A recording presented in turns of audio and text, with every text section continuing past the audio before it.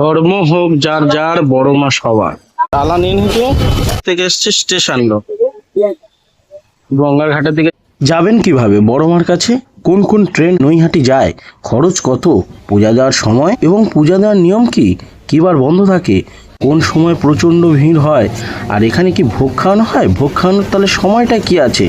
কিভাবে খায়? আমরা চলে এসেছি শিয়ালদা। সব প্রশ্নের উত্তর থাকছে আজকের এই ভিডিওতে। নমস্কার বন্ধুরা, আমি সুজিত। আশা করি আপনারা সবাই ভালো আছেন। আজকের আপনাদের নিয়ে যাব নৈহাটি বড় মা। সঙ্গে থাকুন এবং মায়ের দর্শন করুন।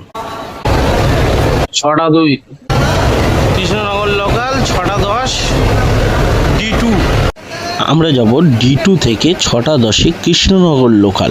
এই ট্রেনটিতে আমরা যাব। যেতে হবে নৈহাটি জংশন। শিয়ালদা থেকে Shantipur local, Krishnanagar local, Ranaghat local, Kalyani সীমান্ত, নৈহাটি লোকাল, যে কোনো ট্রেন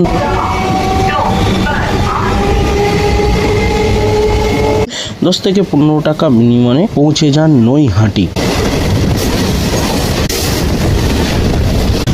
জগদ্দল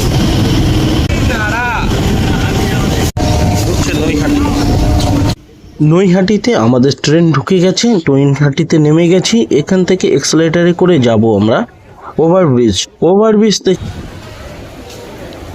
1 নম্বর প্ল্যাটফর্ম। 1 নম্বর প্ল্যাটফর্ম থেকে বাইরে স্ট্রেট চলে যাব। পুজোর সামগ্রী বিক্রি হচ্ছে। এখানে প্রচুর রিক্সা পাওয়া যায়। 10 থেকে 20 টাকা ভাড়ার বিনিময়ে মায়ের মন্দিরে পৌঁছে দেয়। আমরা হেঁটেই এসেছি মায়ের মন্দিরে। লেখা আছে ধর্ম হোক যার যার, বড় মা সবার। মন্দিরটি দেখে মন শান্তি।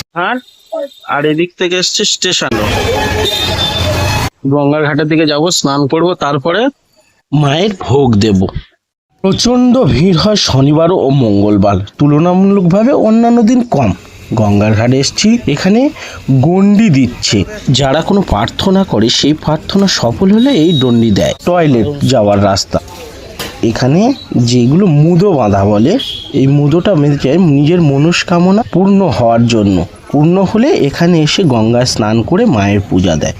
আমি এসছি এই প্রথমবার। এখানে এসছি গঙ্গায় প্রথম স্নান করে নিচ্ছি। স্নান করে নিয়ে যাব মায়ের পুজো দিতে। তোমরাও সবাই চেষ্টা করো এখানে এসে আগে প্রথমে স্নান সেরে নেওয়া, তারপরে পুজো দিয়ে। এখানে জায়গাটা, পরিবেশটা খুবই সুন্দর, কিন্তু আবর্জনায় ভর্তি।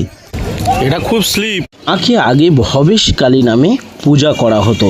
এর প্রতিষ্ঠাতা ছিলেন ভবেশ চক্রবর্তী। পরবর্তীকালে এটি বড় মা নামে পূজিত।